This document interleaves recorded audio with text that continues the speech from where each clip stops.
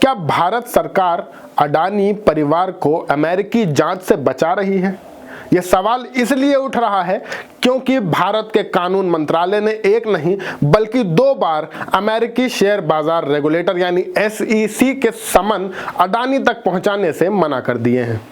हारकर जब अमेरिकी एजेंसी ने कोर्ट से गुहार लगाई है कि उनके इंटरनेशनल प्रोटोकॉल तोड़कर सीधे ईमेल के जरिए नोटिस भेजने की इजाजत दी जाए, आखिर भारत सरकार ने अमेरिकी नोटिस क्यों लौटाए और इसका अडानी के शेयरों पर क्या असर हुआ? आज द देश बोर्ड पे इसी लीगल ड्रामा का विश्लेषण करेंगे। नमस्कार, मैं हूं शाश्वत सिंह दर्पण और आप देख रहे हैं द देश बोर्ड।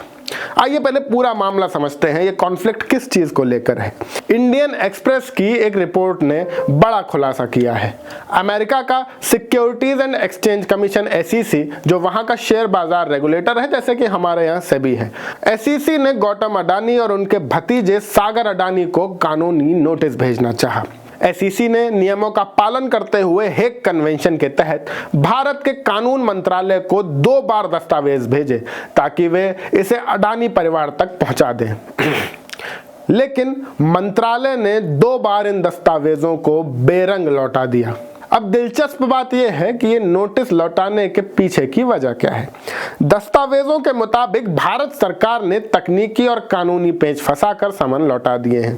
पहली बार यानी मई 2025 को कानून मंत्रालय ने कहा कि समन पर ना तो सही दस्तखत थे और ना ही ऑफिशियल सील लगी हुई थी, इसलिए इसकी प्रामाणिकता साबित नहीं होती। दूसरी बार दिसंबर 2025 को SEC ने दोबारा दस्तावेज भेजे और कहा कि उनके नियमों में सील जरूरी नहीं है, लेकिन इस बार मंत्रालय ने अमेरिकी कानून का हवाला देते हुए कहा कि SEC के पास इस तरह के समन जारी करने का अधिकार ही नहीं है। अब SEC का कहना है कि भारत सरकार के रुख और वक्त की बर्बादी को देखते हुए हेग कन्वेंशन के जरिए नोटिस तामील नहीं हो पाएगा, इसलिए उन्होंने न्यूयॉर्क फेडरल कोर्ट से मांग की है कि उन्हें सीधा ईमेल के जरिए अडानी को समन भेजने की परमिशन दी जाए।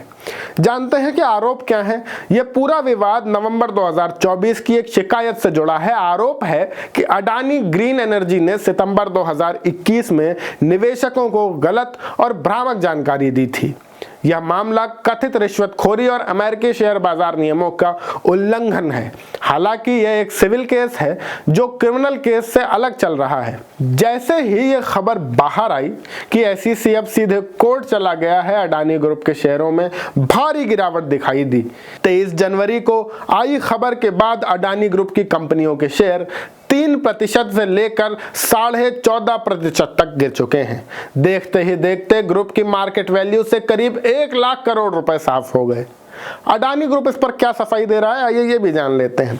स्टॉक एक्सचेंज की दी गई सफाई में अडानी ग्रीन एनर्जी ने अपना पक्ष रखा है। उन्होंने कहा है कि कंपनी इस मौजूदा अदालती कार्रवाई में पार्टी नहीं है। उन पर US foreign corrupt practices act के तहत भ्रष्टाचार का कोई नया आरोप नहीं लगा है। SEC की कार्रवाई सिविल नेचर की है, यह कोई आपराधिक मामला नहीं है। अडानी ग्रुप ने पहले भी सभी आरोपों को बेबुनियाद बताया है।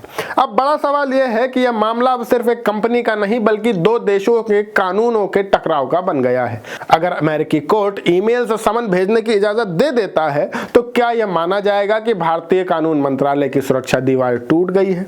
और बड़ा सवाल यह भी है कि क्या बड़े कॉर्पोरेट्स की प्रक्रियाएं आम आदमी से अलग होती हैं?